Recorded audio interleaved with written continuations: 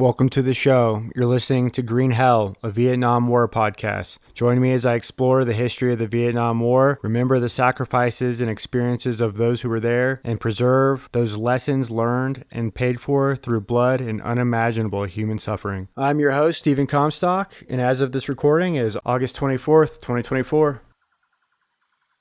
Welcome to episode 2, History Refresher Part 2. Thanks for tuning in, and I hope you learned something last time, and thank you for tuning in this time. Hope you learned something today. We're going to talk about the way in which the fall of the Japanese army helped facilitate the rise of the Viet Minh. We'll talk about the Viet Minh leader, Communist Ho Chi Minh. We'll talk about the Cold War in broad strokes. And I'm going to rehash a little bit of some details that I missed when I was talking about World War II. So just a quick recap of the last episode. I talked about World War I. I talked about how Germany, feeling threatened by Russia and France on either of its borders, executed a preemptive strike in which the majority of its army blasted through Belgium and then into France, hoping to basically outflank the French army and encircle Paris immediately within the first 30 to 40 days of conflict, at which time they thought after they took over France, they could deploy a vast majority of its resources and troops to the Eastern Front to head off Russia before Russia had time to mobilize. In theory, this would have worked fine and dandy, but ultimately the French and British were able to hold the Germans back, keep them from invading Paris and knocking France out of the war. This led to a situation where the French and Germans set up hundreds of miles of parallel trench systems and basically engaged in human wave attacks after human wave attacks where each side mowed the other side down with machine guns, artillery, hand-to-hand combat if they got that close. Chlorine gas was used, flamethrowers, a whole lot of nasty, brutal, terrible fighting. Ultimately, World War I ends. The Germans get sacked with reparations. It decimates their economy, contributes to hyperinflation, and sets the conditions for a political figure such as Adolf Hitler to come on scene, rally the will of the German people, rebuild the military, and execute another invasion into France. This time, instead of primarily sweeping through Belgium in a wide envelopment maneuver, they did execute a wide envelopment maneuver through Belgium, the same as World War I, but they capitalized on the widespread belief that if Germany invaded France again, they'd do it the same way as they did with the Schlieffen Plan. So they feinted through Belgium, doing the envelopment maneuver. Everybody thought that's where their main thrust was coming, but instead they came in through the Ardennes in a central, strong blast through the forest. They just powered through, and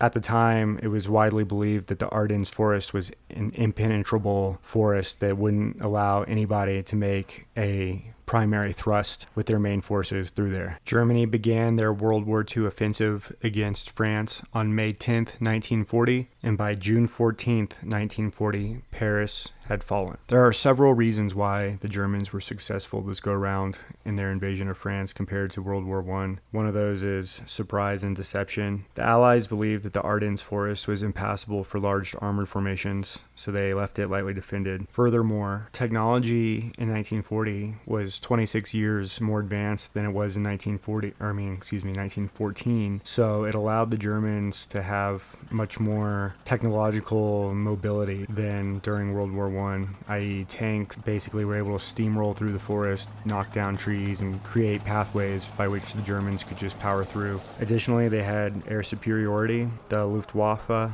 German Air Force, played a significant role by providing close air support and disrupting Allied communications and supply lines. This prevented an effective counterattack by the Allies against the Germans. Furthermore, the French defenses around Sedan, a key point in the Ardennes, was incomplete and poorly manned.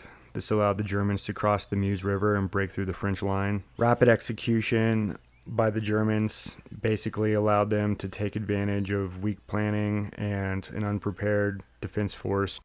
Okay, so differences between the Schlieffen Plan of World War I and the German strategy of World War II is that instead of going directly after Russia, after knocking out France, the Germans decided to target Britain. And they basically deployed the entirety of the German Air Force to bomb the ever-loving out of the British people. Hitler reckoned that knocking the British out of the fight was key to success because, as we saw during World War I, the British played a key role in helping the French defeat the Germans. Furthermore, Joseph Stalin's Soviet Union had a non-aggression pact with Nazi Germany. In fact, a year earlier in 1939, the Soviet Union helped the Germans by invading Poland from the east while they invaded Poland from the west. Now, if you believe in karma, the Russians definitely got the karma for helping the Germans invade Poland, but they got it tenfold worse, that's for sure. Anyway, moving back to the Battle of Britain. The Battle of Britain lasted from September 7th, 1940 to May 11th, 1941. During this period, London and other major British cities were subjected to intense bombing by the German Luftwaffe. The primary goal of the Blitz was to demoralize the British population and force the government to surrender. The Germans also aimed to disrupt industrial production and infrastructure. London was bombed for 56 of the first 57 days and nights. Other cities like Liverpool, Coventry, and Birmingham also faced heavy bombardment. Approximately 23,000 civilians were killed, and another 32,000 were wounded. The Luftwaffe strength was around 2,500 aircraft, whereas the British Royal Air Force was approximately 1,900 aircraft. 1,500 Royal Air Force casualties occurred, 422 wounded, 1,744 aircraft destroyed. The Luftwaffe casualties were such that 2,500 were killed, 735 wounded, 925 captured, and 1,900 aircraft were destroyed. The Royal Air Force resilience and strategic use of radar technology played a crucial role in their victory, preventing a German invasion and marking a turning point in World War II. If the Germans had succeeded in knocking Britain out of the fight, there's a good chance we'd all be speaking German today. Germany, having walloped Britain pretty good, but not knocking her out of the fight altogether, redirected its forces to invade Soviet Union on June 22nd, 1941, in an operation codenamed Operation Barbarossa. Now, I realized that I left out a key detail, which is that Germany never deployed actual ground troops to Britain. It was entirely an air bombardment campaign. Also, as I'm talking about this, I realized, I don't know what Germany was up to between the Battle of Britain and Operation Barbarossa. So I asked Microsoft Copilot, and this is the answer it provided. Quote, between the Battle of Britain and Operation Barbarossa, Germany was engaged in several key activities. 1. Planning and preparation for Operation Barbarossa. Hitler and his generals were meticulously planning the invasion of the Soviet Union. This involved extensive logistical preparations, including the movement of troops and equipment to the Eastern Front. 2. Securing the Balkan. In April 1941, Germany invaded Yugoslavia and Greece to secure its southern flank and ensure the safety of its oil supplies from Romania. These campaigns delayed the start of Operation Barbarossa. 3. Maintaining control in occupied Europe. Germany continued to consolidate its control over occupied territories in Western Europe, including France, the Low Countries, and Norway. This involved suppressing resistance movements and exploiting the economic resources of these regions. 4. Economic and military buildup. Germany was also focused on building up its military and economic strength. This included increasing production of weapons, vehicles, and other war materials, as well as securing resources in occupied territories and allies. 5. Diplomatic effort. Germany engaged in diplomatic efforts to secure alliances and neutralize potential threats. This included maintaining relationships with Italy and Japan, as well as negotiating with other countries to secure their cooperation or neutrality. These activities were crucial in setting the stage for the massive and complex invasion of the Soviet Union that began on June 22, 1941. The Germans ended up getting extremely close to Moscow during their 1941 offensive. They were about 18.6 miles from the Kremlin. On December 5th, 1941, the Soviet counteroffensive began and pushed the Germans back and ended the immediate threat.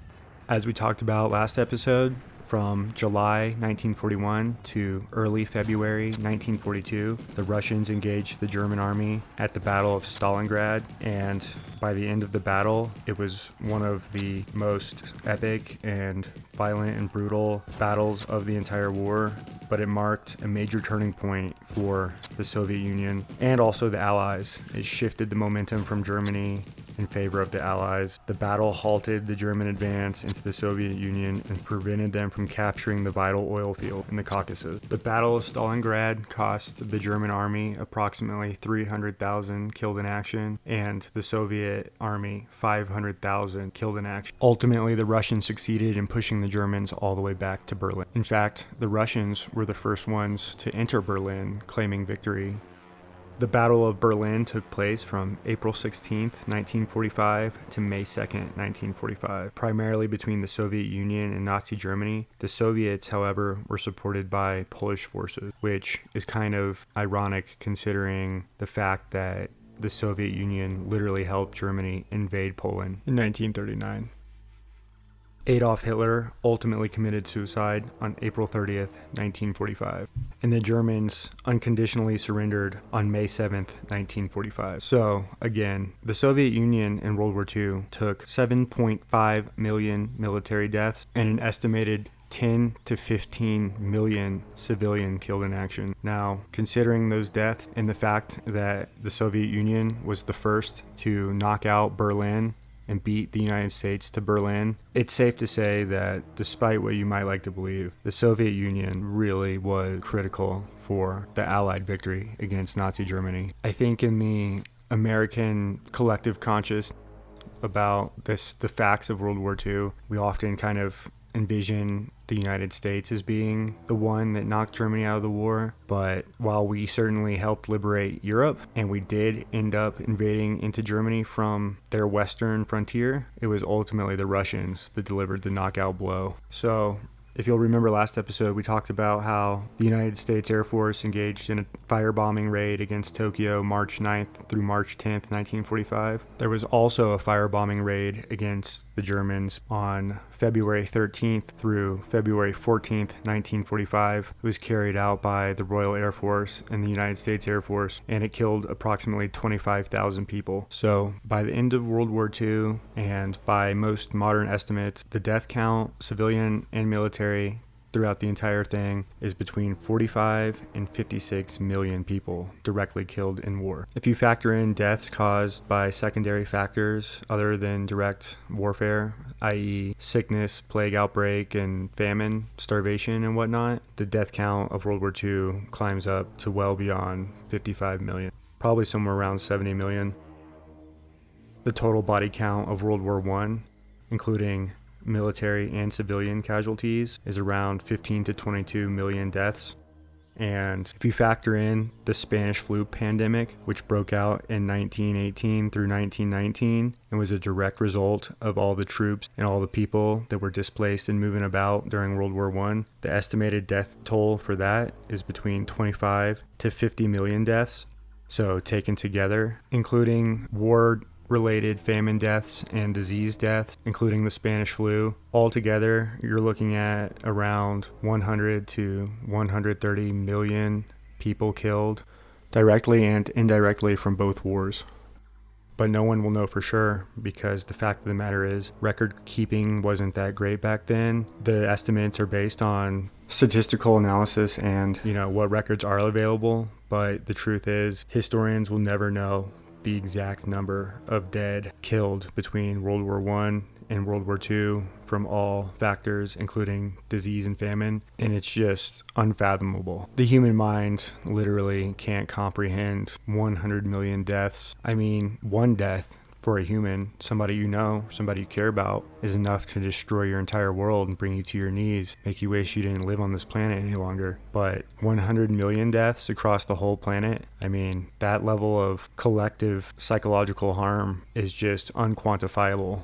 But maybe it explains a lot for why the Cold War turned out the way it did. And that's not necessarily to say that it turned out bad, because frankly, after World War II, with the advent of the atomic bomb and then further nuclear capabilities, the body counts across all wars has gone down drastically. So going back to my statement in the intro episode where I said maybe we don't learn, maybe we're doomed to repeat the same mistakes over, I don't know.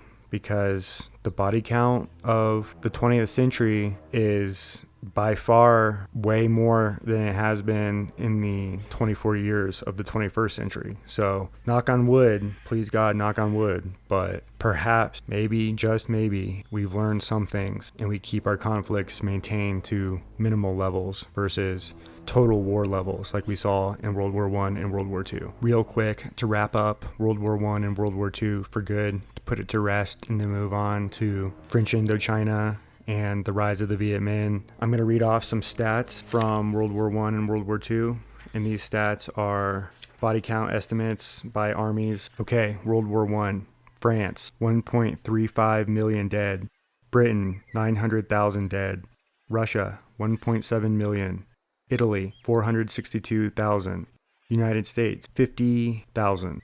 Belgium, 13,000. Serbia, 45,000. Montenegro, 3,000. Romania, 335,000. Greece, 5,000. Portugal, 7,000.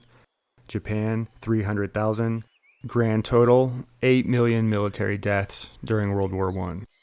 Now, World War II. The United States, 292,000 military dead. The United Kingdom, 397,000 military dead. France, 210,000 military dead. Soviet Union, 7.5 million. China, 500,000. Germany, 2.85 million. Italy, 77,000. Japan, 1.5 million.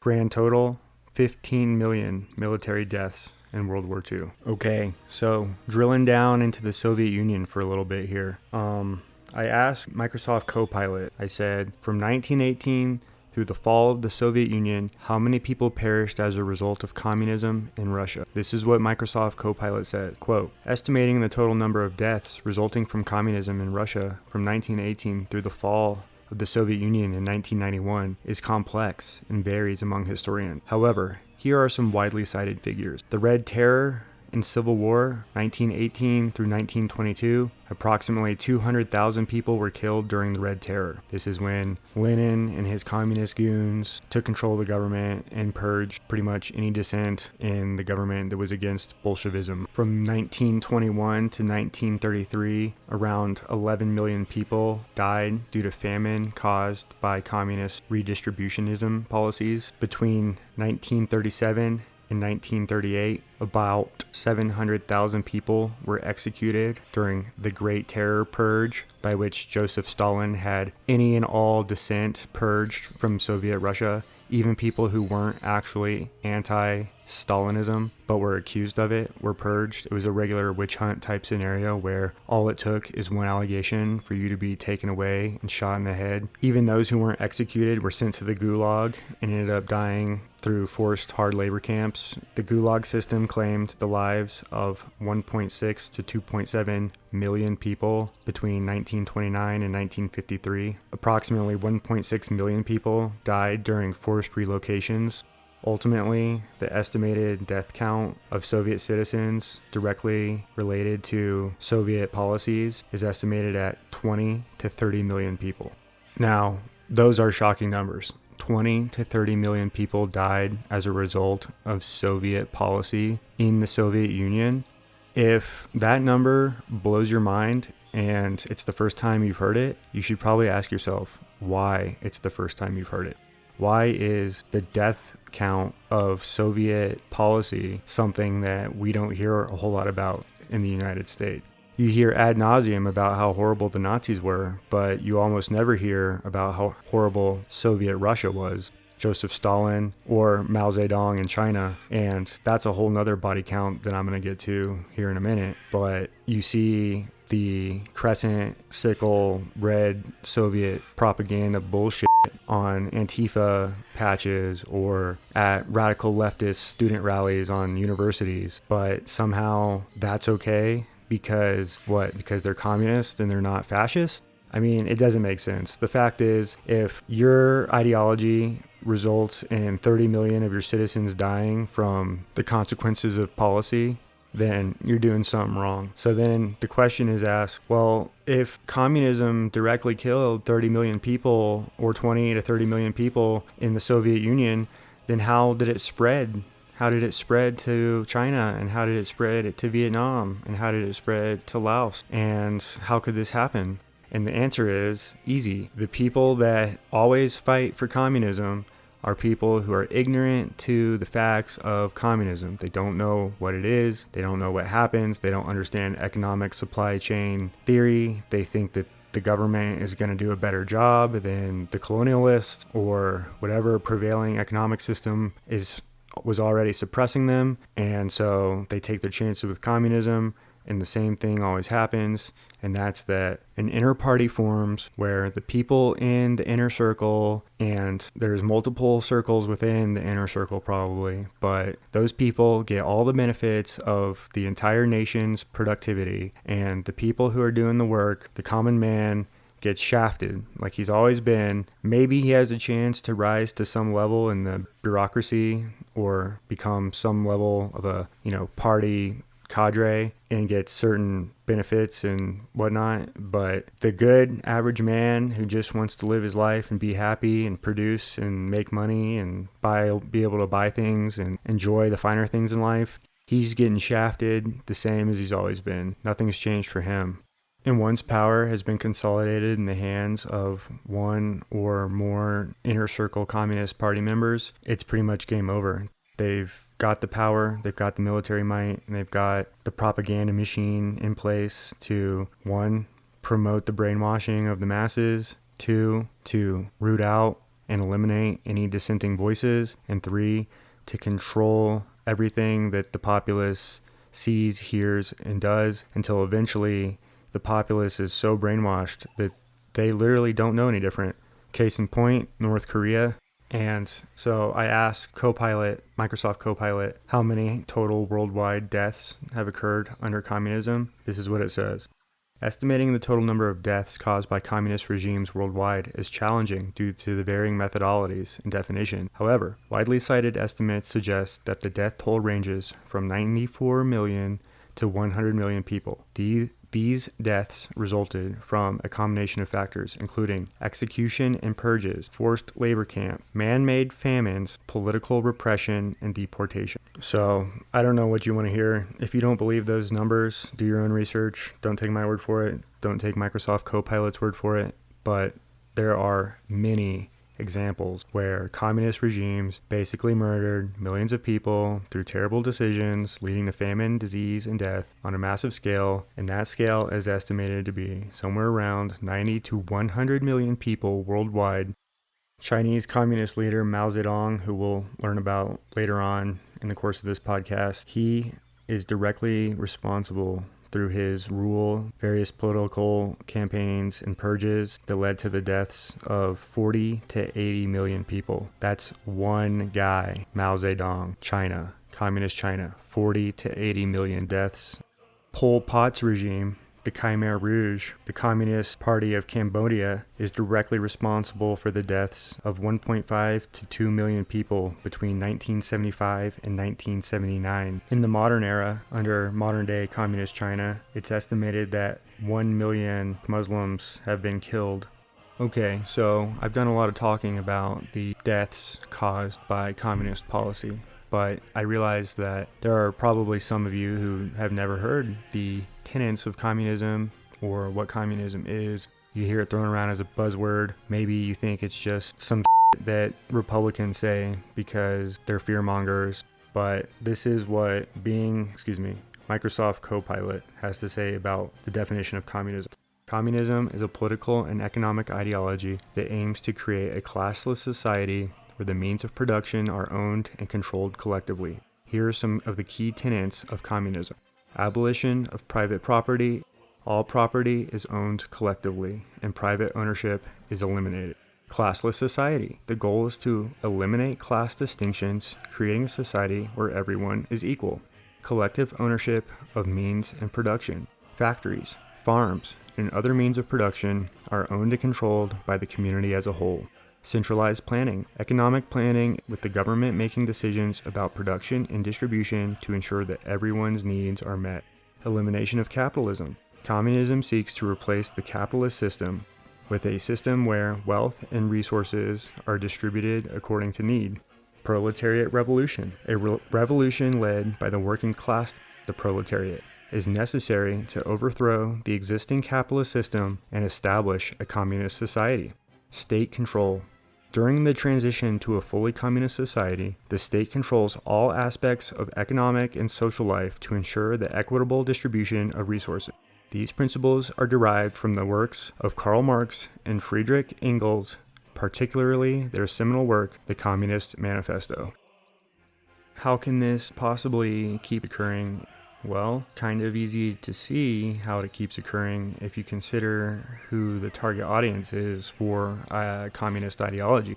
It's the poor people, the lower class, the uneducated, those who are down and feel pretty bitter about the way they've been treated by whatever current economic system is in place, whether it's capitalism or colonialism, as in what we'll see how the French exploited the Vietnamese. And so even though they may not understand the intellectual aspects of communism, they are willing to fight for it because it appeals to their blue collar sentiment. They are the workers. They're the ones slaving away in the factory. They're the ones that are sacrificing their blood, sweat, and tears to create a product that enriches somebody who has almost nothing to do with the production of that product. And, it's easy to be persuaded by animosity and bitter feelings towards rich people. And that's exactly how all the communist movements have always come about. So they fight on behalf of a group of elite rich people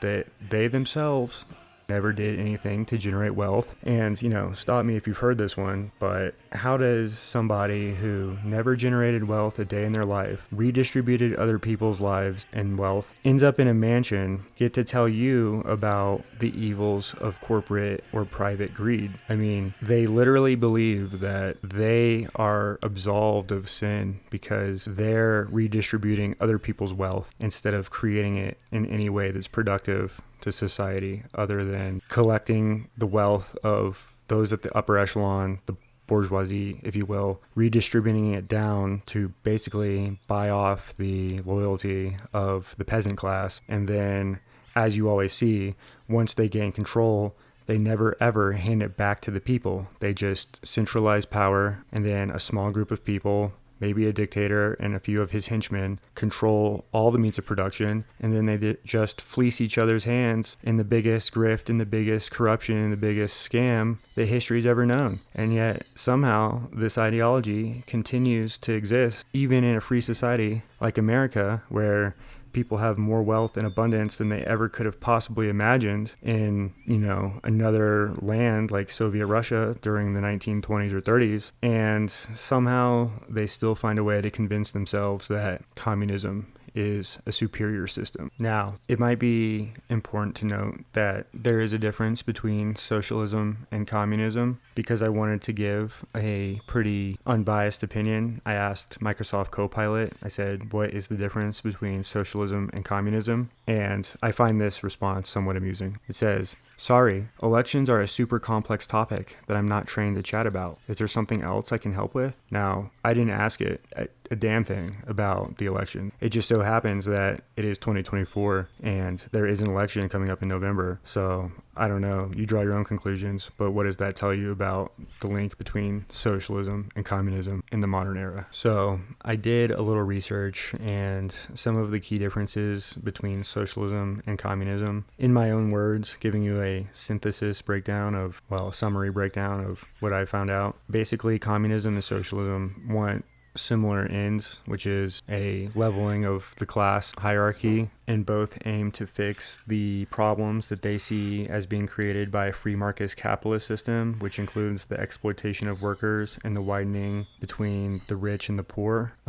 Socialism allows you to have personal property. You can own things. Communism, you can't own things. Socialism and communism both say that the means of production need to be owned by the collective, but whereas in communism, the proletariat are supposed to rise up and seize the means of production from the bourgeoisie, middle to upper class individuals. Socialism, you're doing it through a democratic process where you democratically vote for policies that make the government allowed to seize the means of production from private corporations and control the wealth that is generated from those industries. A good example might be state-owned energy production like you see in Norway, where they have a massive abundance of natural gas and they own all the technology and they own the wealth that's created from that industry, and then they use it to subsidize their economy and to subsidize government programs that are social programs for the people. Real quick for reference, in the European Union there are a few countries that are much more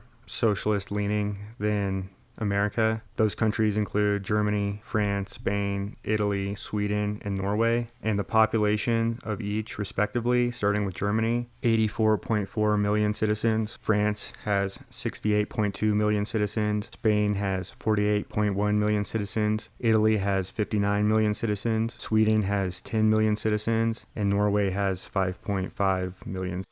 The United States has a population of 345 million people.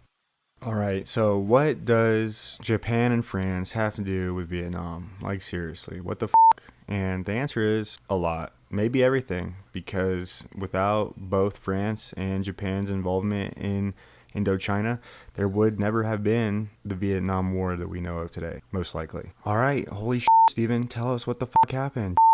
All right, so from the summer of 1940 on to the end of the war, Tokyo used its regional dominance to deploy troops to the Indochina region. First, to cut the supply lines that the West was using through Indochina, or to Indochina, I should say. And then over time, they instituted an occupation of the whole region.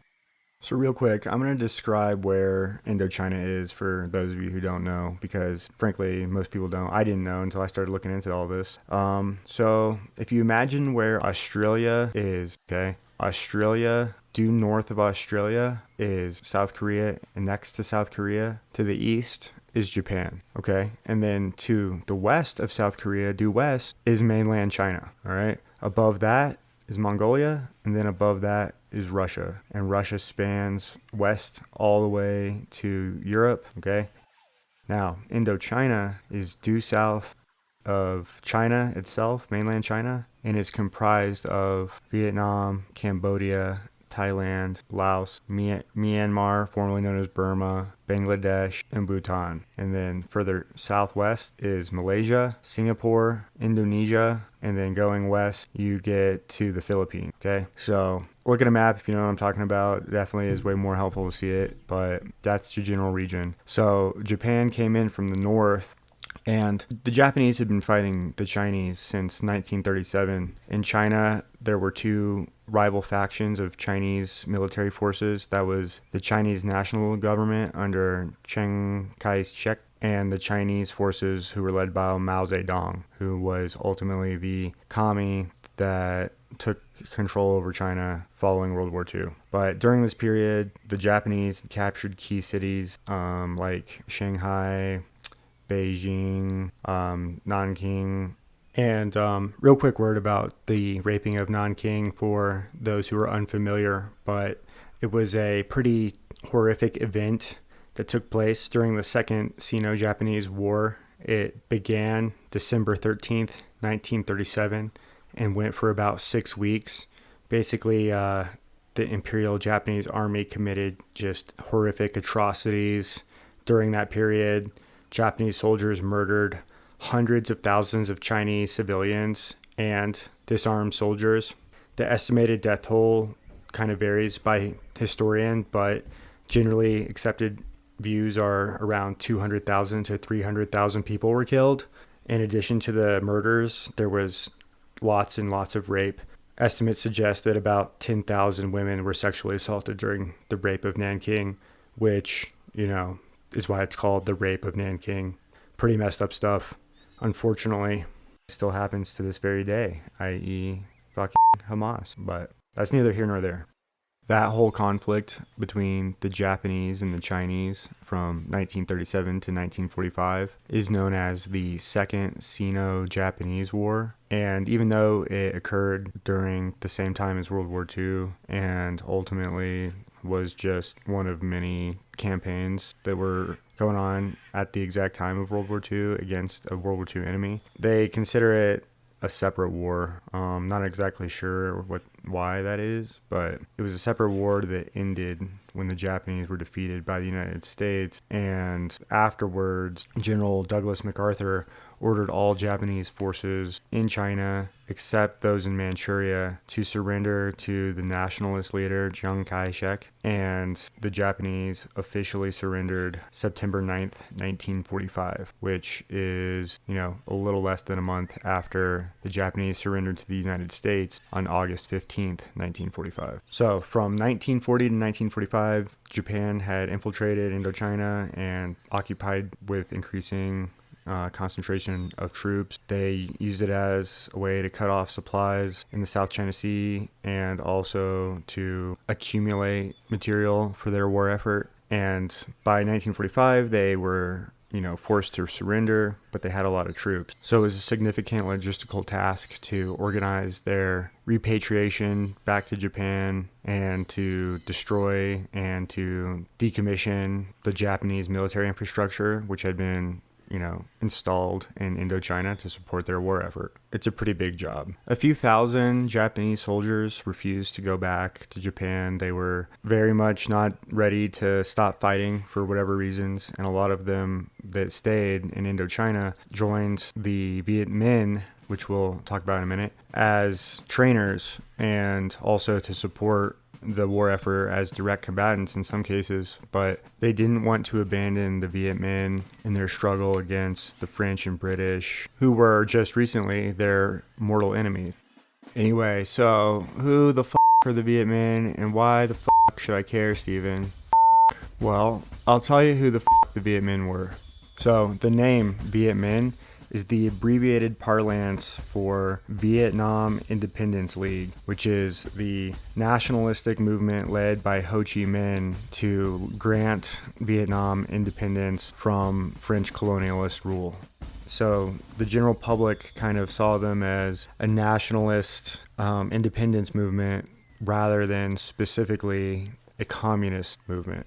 Before the Viet Minh and before Ho Chi Minh came back to Vietnam in 1941, there were various communist groups throughout the country that were executing propaganda campaigns as well as leading revolts against the French. But I'm going to save going into Viet Minh and the French until next episode because that will be the start of the French Indochina series. So for now, we're going to go back to Japan and talk about their role in Indochina from 1940 to 1945. The political situation in Indochina at the time was such that while the general government was ruled by the French, because the French were basically, under the dictation of Nazi Germany at that time, due to the installation of the Vichy government, which was a puppet government controlled by the Nazis. This gave latitude to the Japanese, and the Japanese sought French support for their actions against the Chinese that they were fighting in the Sino-Japanese War that I was talking about earlier. So the Vichy French government, under pressure from Nazi Germany,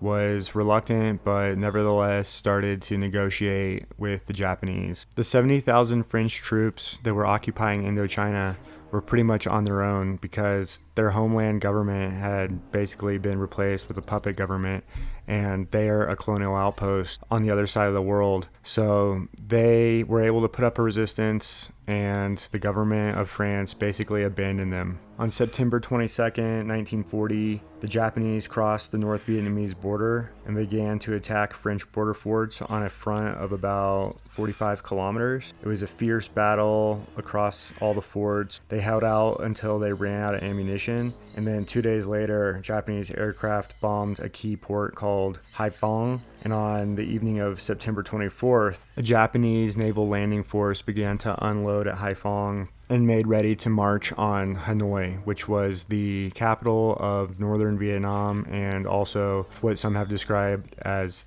the Paris of Indochina. It was kind of the cultural epicenter for the French colonialists that were living in Indochina. Between September 22nd and September 24th, 800 French soldiers died fighting against the Japanese. And ultimately, the Vichy French government signed a agreement allowing the Japanese to have troops in the area. And even though the French put up a resistance and fought until they ran out of ammunition, which, clearly they put up a pretty good fight, the rest of the Allied countries basically forgot about that whole little situation and chose instead to kind of remember that the French signed an agreement with the Japanese and were rather collaborators than anything else. During the whole occupation of Indochina by Japan, there were French resistant movements that were fighting against the Japanese on behalf of, the Allies. And even though the French resistance fighters were putting it to the Japanese whenever they could,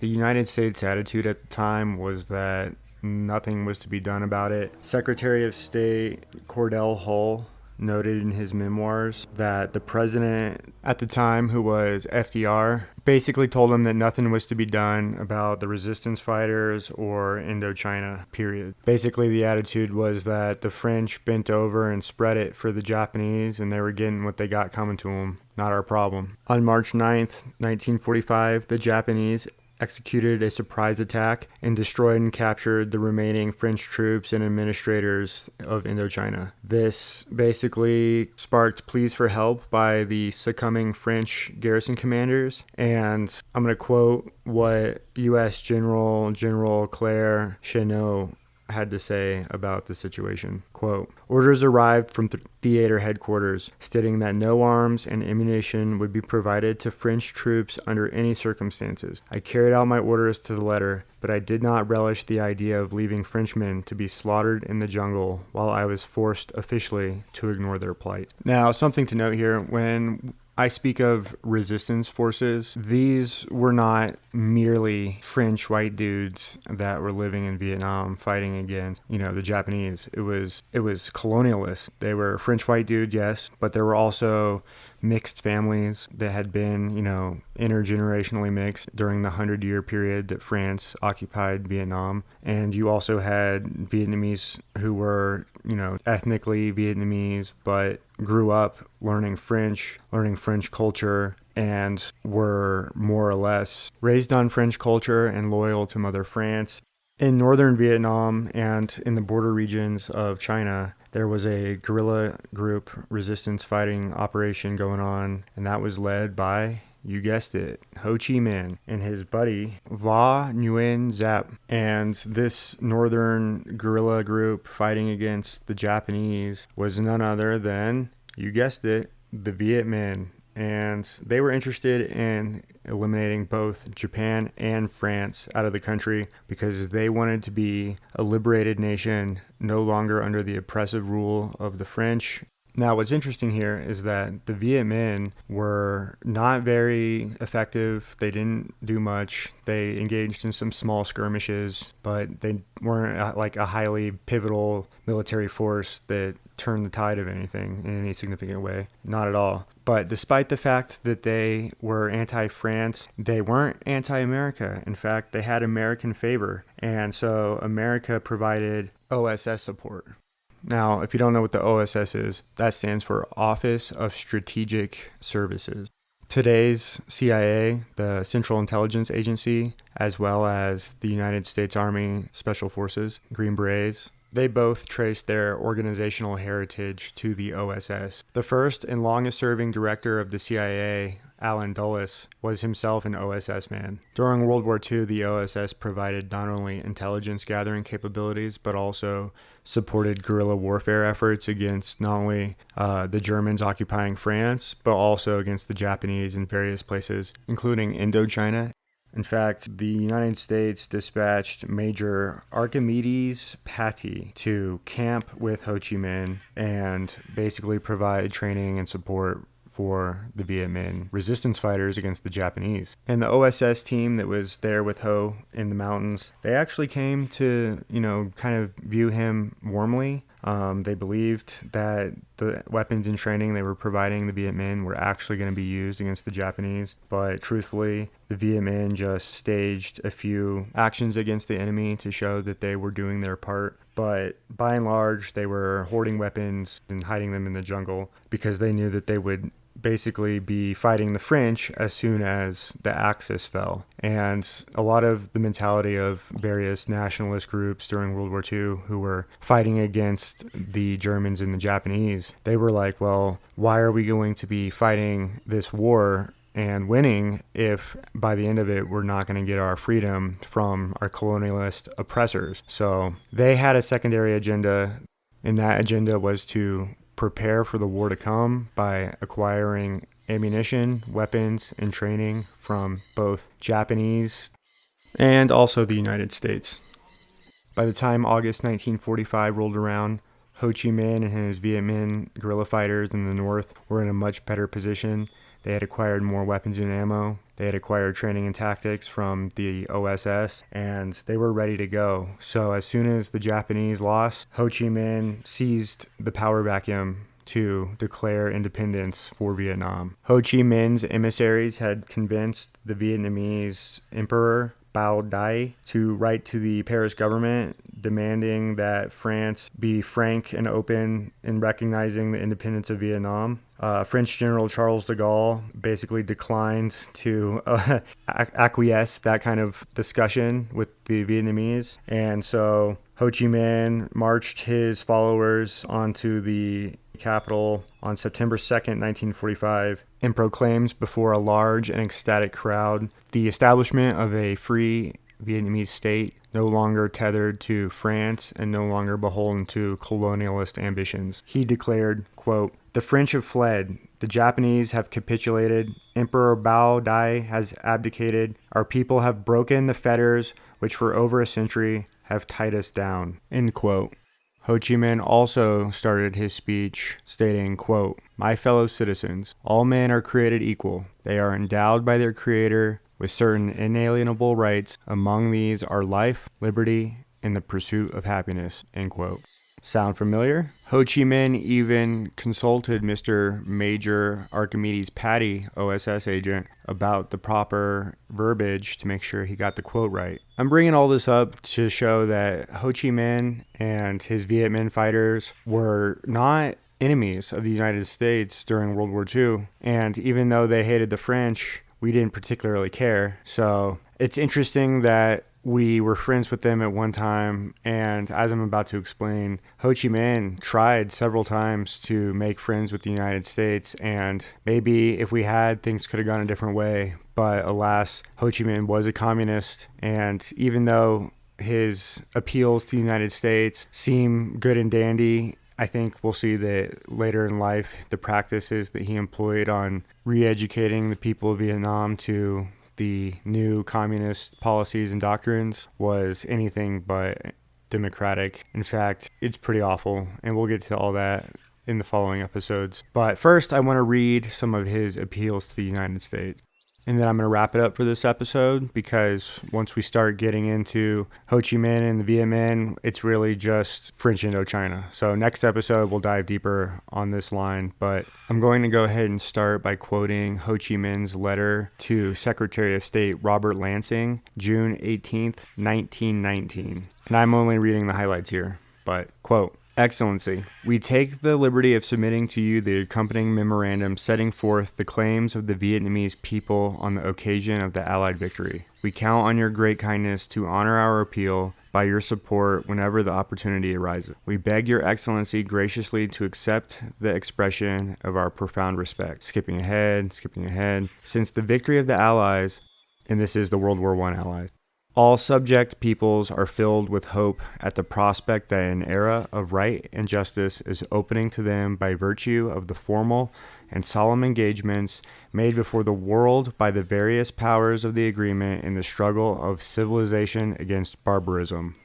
While waiting for the principle of national self-determination to pass from ideal to reality through the effective recognition of the sacred right of all peoples to decide their own destiny, the inhabitants of the ancient empire of Annam, at the present time French Indochina, present to the noble government of the Entente in general and in particular to the honorable French government the following humble claims. 1. General amnesty for all the native people who have been condemned for political activity. 2. Reform of Indo-Chinese justice by granting to the native population the same judicial guarantees as the Europeans have, and the total suppression of the special courts, which are the instruments of terrorization and oppression against the most responsible elements of the Vietnamese people. 3. Freedom of press and speech.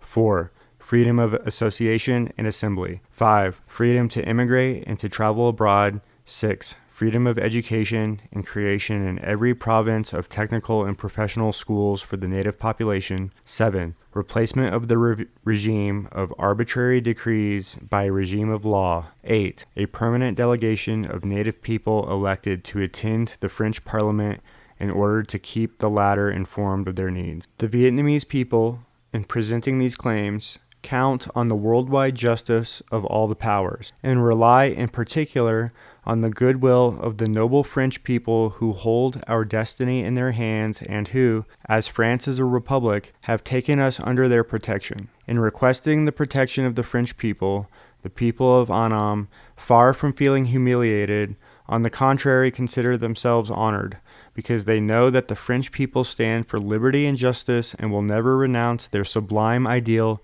of universal brotherhood. Consequently, in giving heed to the voice of the oppressed, the French people will be doing their duty to France and to humanity. For the group of Vietnamese patriots, signed Nguyen Ai Quoc, which is one of Ho Chi Minh's many aliases. It means Nguyen the Patriot. His given name was Nguyen Sin Kong, and the name Ho Chi Minh translates to bringer of light or he who enlightens. So, as you can see, Ho Chi Minh was quite the interesting character. We'll get into his life more in the next episode. It's very interesting. He kind of gives off Messiah vibes. Certainly was able to convince a lot of people to follow him and to die for his ideals and his vision. So say what you will, he was effective, but I look forward to talking about him more in the next episode.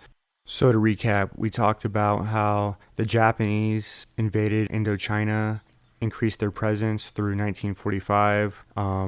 The resistance groups that were fighting against the Japanese comprised of French colonists, French and Vietnamese mixed family colonists, as well as native Vietnamese that were otherwise indoctrinated into French culture and considered Mother France to be a valid political entity that they were loyal to.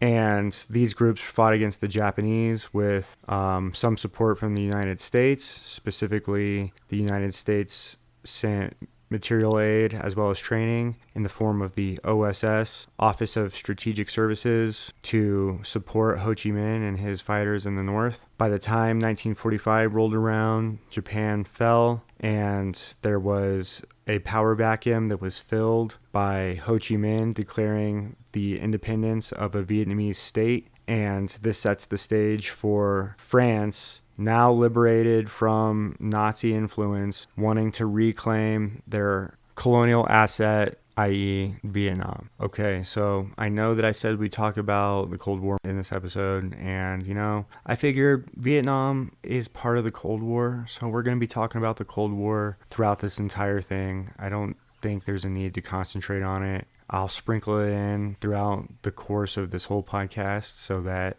in parallel to the events that are happening in Vietnam, you're understanding what is happening in the global context, the global political foreign policy context. When you look at it through the broad picture lens, it's easier to understand the logic being applied by key leaders in their decision-making process.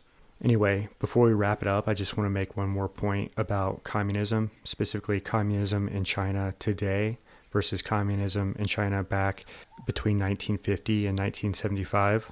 And we'll go into much greater detail in the following episodes about China and China's rise through communism. But I just want to clarify something I said earlier about communism and not being allowed to own personal property. And that's not exactly true, but you judge for yourself. This is what Microsoft Copilot says when I asked can the Chinese government take any property from a citizen without due process? Copilot says, quote, "In China, the government has significant power to seize property, and there have been instances where property has been taken without what would be considered due process in many other countries. Here are some key points. Legal framework. Chinese law allows for the seizure of property in cases involving criminal charges. However, there have been reports of these laws being used to target individuals for political reasons. 2. Forced evictions. Forced evictions and land requisitions are common, especially in urban areas where land is valuable.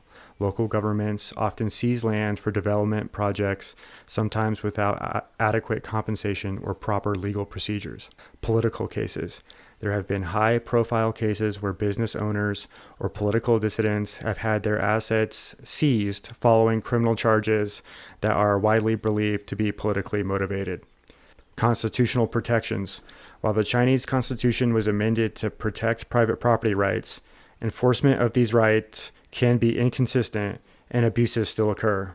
So yeah, as long as you toe the line with the CCP, you probably won't have your property taken and you're allowed to own items, but not land. But if you cross the CCP, they can basically find any reason that they need to satisfy any legal requirements that there are to requisition your property. All right, so next episode we'll talk more about the post-World War II era and the rise of the Viet Minh and the political situation that was going on at the time. And I want to give one special shout out to the folks over at www.zapsplat.com that provided the sound effects that you hear today. All right, peace out, everybody.